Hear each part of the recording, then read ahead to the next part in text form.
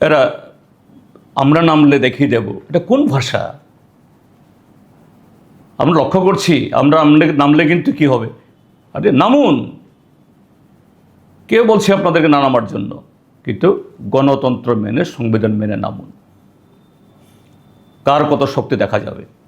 চোখে সর্ষে ফুল দেখছেন, শুধু জনগণের তরফ থেকে না, দলের তরফ থেকেও তার চেয়ারের 4টা পা, আমার মনে হয় চেয়ারের 3টা পা ধরে টানাটানি হচ্ছে এখন। কোন দিন বুমেরাং পড়ে যাবেন তো তারও কোনো নিশ্চয়তা নেই।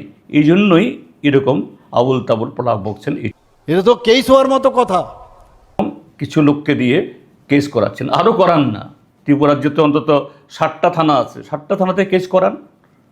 কিন্তু আমরা যখন কেস করতে শুরু করব, রাজপথে দাঁড়িয়ে অমুকের চামড়া তুলে নেব আমরা, তারপরে ওই বঙ্গোপসাগরে ফেলে দেবেন, দূরবীন দিয়ে দেখা যাবে না। কাজেই কোনটা কগনিজেন্সে আসবে না আসবে আমরাও জানি। কাজেই এভাবে ধমকিয়ে এই ত্রিপুরা যে জনগণকে তারা তাদের মুখ বন্ধ করতে পারবেন না। আমাদের রাজ্যের মাননীয় মুখ্যমন্ত্রী ডাক্তার মানিক সাহা, তিনি গতকাল কৈলাসহরে একটা সরকারি একটা কর্মসূচিতে, পার্টির কর্মসূচি রাষ্ট্রীয় কর্মসূচি হলো আলাদা, সেখানে যা খুশি বলেন তারা বলতেই পারেন, কিন্তু একটা সরকারি কর্মসূচিতে সেখানে এসে এই কথাগুলি বলছেন। আমি তো বলবো তিনি যে চলমান যে ঘটনাবলী এই সরকারকে কেন্দ্র করে, তাদের এই বিদ্যুৎ ব্যবস্থা, বেকার যুবক থেকে শুরু করে গ্রামের মানুষের কাজের ব্যবস্থা, আইন শৃঙ্খলা, যোগাযোগ ব্যবস্থা, সার্বিকভাবে ত্রিপুরাজ্যের এই সরকারের তাদের অপদার্থতা, অকর্মণ্যতা যত বেশি এটা ব্যাব্রভাবে আজকে এই জনসমক্ষে উঠে আসছে। প্রতিদিন সমাজের বিভিন্ন অংশের মানুষ, কোথাও ছাত্রছাত্রীরা, কচিকাচারা, কোথাও গ্রামের কৃষক, কোথাও গ্রামবাসী, কোথাও বেকার যুবক এবং অন্যরা যে স্বতঃস্ফূর্তভাবে রাস্তা রুখু করছেন,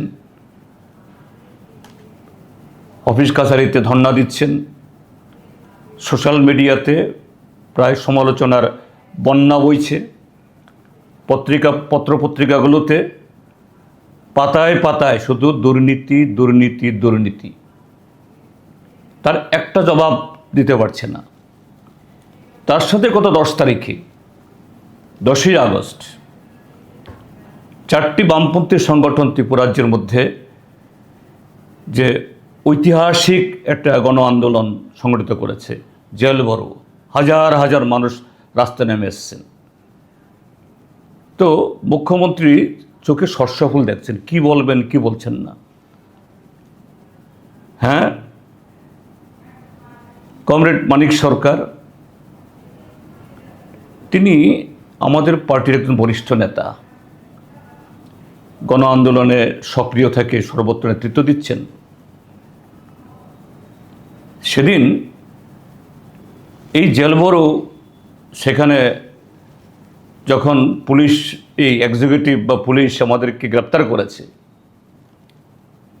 সেখানে দাঁড়িয়ে বলেছেন যে এরকম একটা সফল কর্মসূচি করার মধ্য দিয়ে এই সরকার তার নীতি পাল্টাবে আমরা মনে করি না।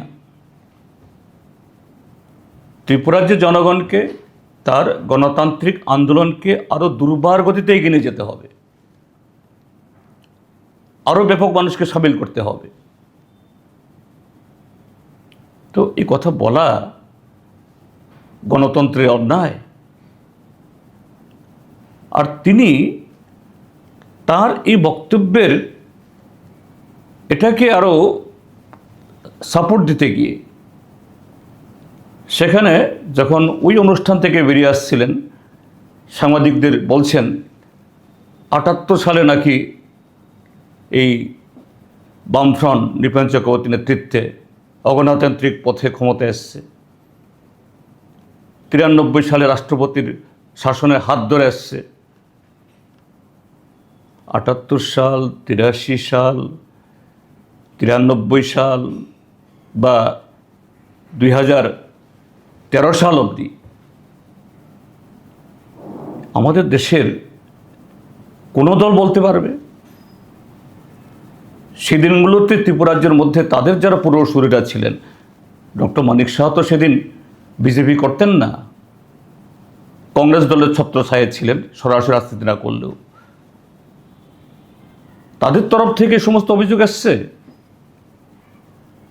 হ্যাঁ, ত্রিপুরাজ্যের মানুষ জানেন ডক্টর মানিক সাহা তিনি যখন প্রথম বিধানসভায় প্রবেশ করেন এই বরদোয়ালিতে উপনির্বাচনের মাধ্যমে কিভাবে এসছেন। আমি ডক্টর মানিক সাহাকে স্মরণ করিয়ে দেব, সেদিন ওই দক্ষিণ ত্রিপুরা থেকে আপনাদের সোনার টুকরো ছেলেদের ভাড়া করে নিয়ে এসে হাতে সাদা রিবন কালো রিবন পরিয়ে পুলিশের সাথে যোগসাজশ করে নির্বাচনের আগের দিন থেকে সমস্ত বুথ দখল করে যদি এই ভোটটা না হতো, ডক্টর মানিক সাহা আপনি বিধানসভায় প্রবেশ করতে পারতেন? আপনি তো গুহারা হারতেন। তারপর দেশের বিধানসভা নির্বাচন হলো, আপনার বলতে লজ্জা হচ্ছে না? কাদের সাথে গোপন চুক্তি করে ভোট ভাগাভাগি করে আপনারা ক্ষমতায় এসছেন? তারা কারা? এই সেদিন বিলেস ইলেকশনে, এই এডিসি ইলেকশনে আপনি সেই দলকে বলছেন কোত্থেকে রাং আসে, মিসা পার্টি, মারামারি পার্টি। সেই দলে যারা আছেন তারা কারা? কাজেই ভারতীয় জনতা পার্টির ডক্টর মানিক সাহাদের এরকমভাবে গণতন্ত্রকে টুটি চেপে ধরে মিথ্যা ভাষণ, কালো টাকা হাত ধরে এরা ক্ষমতায় আসেন এবং ক্ষমতায় টিকে থাকার চেষ্টা করেন। আর তাদের মুখে যে গণতান্ত্রিক আন্দোলনে, যে গণতান্ত্রিক পথে লড়াইকে এগিয়ে যাওয়ার কথা যদি কেউ বলে, এটাকে এরা আমরা নামলে দেখিয়ে দেব, এটা কোন ভাষা? আমরা লক্ষ্য করছি, আমরা নামলে কিন্তু কি হবে? আরে নামুন, কে বলছে আপনাদেরকে না নামার জন্য? কিন্তু গণতন্ত্র মেনে, সংবিধান মেনে নামুন, কার কত শক্তি দেখা যাবে। তো তার বক্তব্যের আমি বলবো এটা একটা প্রলাপ বকছেন তিনি, কারণ চোখে সর্ষে ফুল দেখছেন। শুধু জনগণের তরফ থেকে না, দলের তরফ থেকেও তার চেয়ারের 4টা পা, আমার মনে হয় চেয়ারের 3টা পা ধরে টানাটানি হচ্ছে এখন। কোন দিন বুমেরাং পড়ে যাবেন তো তারও কোনো নিশ্চয়তা নেই। এই জন্যই এরকম আবুল তাবুল প্রলাপ বকছেন, এটুকুই। এবং কিছু লোককে দিয়ে কেস করাচ্ছেন, আরও করান না।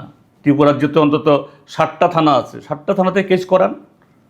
কিন্তু আমরা যখন কেস করতে শুরু করব, রাজপথে দাঁড়িয়ে অমুকের চামড়া তুলে নেব আমরা, তারপরে ওই বঙ্গোপসাগরে ফেলে দেবেন, দূরবীন দিয়ে দেখা যাবে না। কাজেই কোনটা কগনিজেন্সে আসবে না আসবে আমরাও জানি।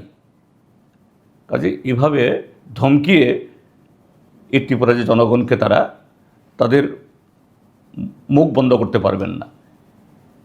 এইভাবে এটা তাদের ভেতরের ভয়টাকেই এইভাবে প্রকাশ করছেন, এটাই হলো ঘটনা।